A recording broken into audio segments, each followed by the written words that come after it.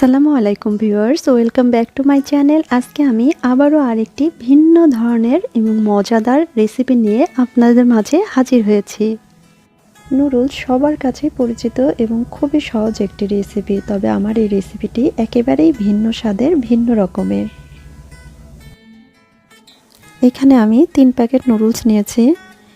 আমার এই রেসিপিটিতে নুডলসের মশলা ব্যবহার করব না, তাই নুডলসের মশলাগুলো আমি রেখে দিচ্ছি। এখন গরম পানির মধ্যে নুডলসগুলো আমি একটু ভেঙে এইভাবে দিয়ে দিচ্ছি। 2 মিনিটের মতো সিদ্ধ করে নিচ্ছি।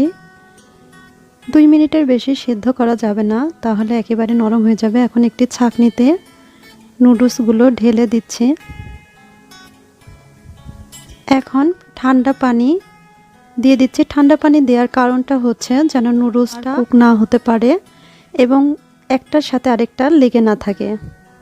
এখন আমি নুডলসগুলোতে সামান্য পরিমাণ লবণ এবং হলুদ দিয়ে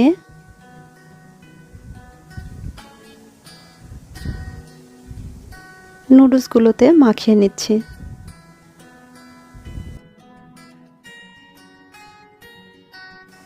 এখন একটি প্যানে 1 টেবিল চামচের মতো তেল দিয়ে দিচ্ছি এবং তেলটি গরম হয়ে গেলে 1/3 কাপের মতো পেঁয়াজ কুচি দিয়ে দিচ্ছি। পেঁয়াজটা একটু ভেজে নিব।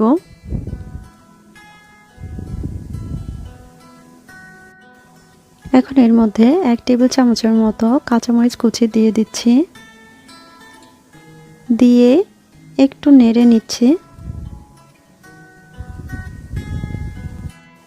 এখন আমি এর মধ্যে একটি ক্যানের সবগুলো চিকপি এর মধ্যে দিয়ে দিব। আপনাদের হাতের কাছে চিকপিটা না থাকলে ছোলা সারা রাত ভিজিয়ে রেখে সেটাও ব্যবহার করতে পারেন, তবে সেই ক্ষেত্রে একটু সময় বেশি লাগবে ছোলাটা সিদ্ধ করতে।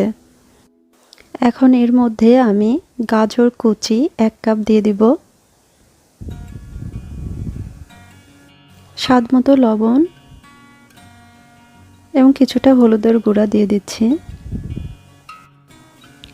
এখন 1 থেকে 2 মিনিট এভাবে ভেজে নিয়ে এর মধ্যে কিছুটা পানি দিয়ে দিব যেন গাজরগুলো সেদ্ধ হয়ে যায়। এখন ঢাকনা দিয়ে ঢেকে 3 থেকে 5 মিনিট এভাবে রান্না করে নেব। এখন আমি 2টা ডিম নিয়ে নিচ্ছি। এর মধ্যে গোলমরিচের গুঁড়া এবং সামান্য লবণ দিয়ে দিচ্ছি। এই অবস্থায় আমি ডিমগুলো দিয়ে দিব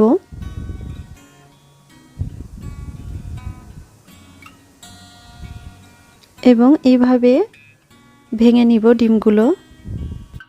ডিমগুলো ভাজার জন্য এক্সট্রা কোনো তেল দিতে হবে না, তবে খেয়াল রাখতে হবে ডিমগুলো যেন ভালোভাবে ভাজা হয়। ভালোভাবে ভাজা না হলে সবজির মধ্যে ডিমের একটি কাঁচা গন্ধ থেকে যাবে, যেটা কখনোই খেতে গেলে ভালো লাগবে না।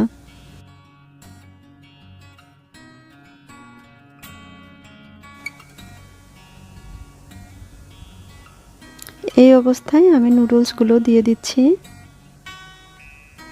এবং 1 থেকে 2 মিনিট এইভাবে নেড়ে নিব।